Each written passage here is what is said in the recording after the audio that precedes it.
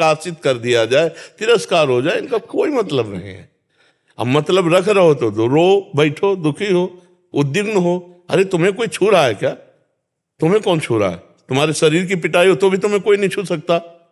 आपका स्वरूप क्या है और शरीर क्या है, तो शरीर के लिए बैठे रहोगे। बुढ़ापा आ गया, जीवन भर इसको प्यार करते हुए, अब तो छोड़ो इनको। ये दुनिया का प्रपंच लादे हुए है ये शरीर। शरीर से केवल भगवत कार्य, भगवत भाव, भगवत मार्ग, बस, इसका कोई महत्व नहीं है। सबकी ममता ताग बटोरी मम पर। सुंदर सिंह जी हरियाणा से। श्री हरिवंश गुरुदेव, आपके चरणों में दंडवत प्रणाम। गुरुजी, महान ऋषियों, मुनियों, संतों के विचारों से ऐसा प्रतीत होता है कि प्राणी के कर्मों का फल इसी जन्म में या मृत्यु के पश्चात नरक या स्वर्ग में जाकर भोगना पड़ता है। महाराज जी, वो कौन सा कर्म है जिससे एक नवजात शिशु को माँ यानी जननी के पेट से ही बीमारियों का सामना करना देखो, पड़ता है? जैसे पूर्व में हमारे ऐसे बहुत से पाप हुए हैं और हमको उनका दंड मिलना है उसी अवस्था में। जैसे इसी जन्म में आपने स्वस्थ गर्भ की हत्या करा दी। भ्रूण हत्या कोई ऐसी बिरली माँ हो जो ना करवाए? बिरली ही कोई माँ होगी जो ना करवाए, नहीं तो गर्भ हत्या, भ्रूण हत्या प्रायः बहुत सफलतापूर्वक कराया जा रहा है। नहीं कराया जा रहा है। तो अब जब तुम हत्या जिस जीव की करवा रहे हो, तो तुम भी गर्भ में सड़ने वाले रोगों से युक्त होगे और तुम्हारा भी नाश होगा। जैसे कर्म करोगे वैसा भोग मिलेगा ना। तो माता पिता जो ये गर्भ हत्या करा रहे हैं, भ्रूण हत्या करा रहे हैं, निर्दोष बालक की हत्या हो रही है, वो बालक जन्मता तो अपने कार्य को प्राप्त होता ना, समाज के कार्य को प्राप्त होता ना। उसमें तुम दोनों का संकल्प मिला और उससे तो फिर तुमको भी उसी गर्भ में जाना पड़ेगा। और उस गर्भ में अगर वो हत्या करने वाले नहीं हुए तो कर्म तुम्हारा ऐसा निकृष्ट होगा कि तुम हत्या के बराबर ही रोज कष्ट भोगोगे, जन्म लेकर के भी। और या गर्भ में ही जितने दिन रहे तो उतने दिन में ऐसे डॉक्टरों से चेक करवाया, बोले अमुक जगह अमुक अंग अमुक, या गर्भ से ही अपंग, नेत्रहीन, कई तरह के कष्टयुक्त प्रकट। ये गर्भस्थ शिशु को आपने दंड दिया, तो उसीलिए गर्भस्थ होकर के आपको दंड भोगना। बोले अभी तो बच्चा पैदा हुआ, 500 शुगर है, ये है, वो कष्ट है, वो कष्ट है। ऐसे कितने बच्चे होते पैदा होते ही कैंसर हो गया है उनको, कितने कष्ट होते, वो सब दंड होता है। अब अपने लोग कर्मों को तो जानते नहीं ना। अब जीव तो अविनाशी है, अविनाशी शरीर के द्वारा पाप कर्म किए, तो जो जो शरीर मिलेगा उसमें उसको उसी अवस्था के अनुसार उसको दंड मिलेगा, उसी अवस्था के अनुसार दंड मिलेगा। तो कर्म तो भोगना पड़ेगा, जिस समय जैसा तुमने किया उसी का अधिक मात्रा में फल भोगना पड़ेगा।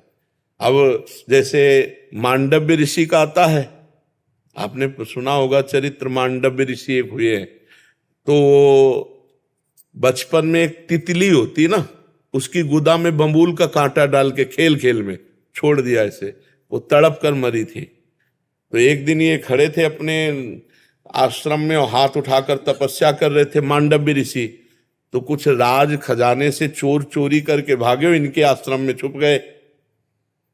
राजकर्मचारियों ने जब पकड़ा तो माल सहित चोर इन्हीं के आश्रम में मिले, और ये ध्यानस्थ ऐसे खड़े थे, इनको भी उठा लिया कि नाटक कर रहा है बाबा जी भजन का और चोरों को साथ रखता है।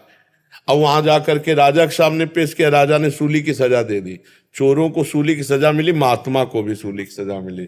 चोर तो मर गए समय पर, लेकिन महात्मा पद्मासन में बैठ गए। महाभारत में श्री कृष्ण द्वैपायन व्यासदेव जी के द्वारा लिखित कथा हम आपको बता रहे। तो जब दूसरे अपराधियों को सूली की सजा देने के लिए ले गए तो वहां देखा कि वो महात्मा पद्मासन में। तो राजा से प्रार्थना की कि कोई महात्मा आ गया, तो गौ ब्राह्मण आदि को आगे करके गए, विनय किया। तो मांडव्य जी ने कहा मुझे आपसे कोई मतलब नहीं, मुझे केवल सूली से निकालो, मैं सीधे धर्मराज से बात करता हूं। तो सूली निकली नहीं, लाख प्रयास किया गया, सूली काट दी गई। अणि मांडव्य ऋषि, इसीलिए उनका नाम हुआ। तो सूली क्यों नहीं निकली? क्योंकि बंबूल का कांटा निकाला नहीं था, वैसे छोड़ दिया था।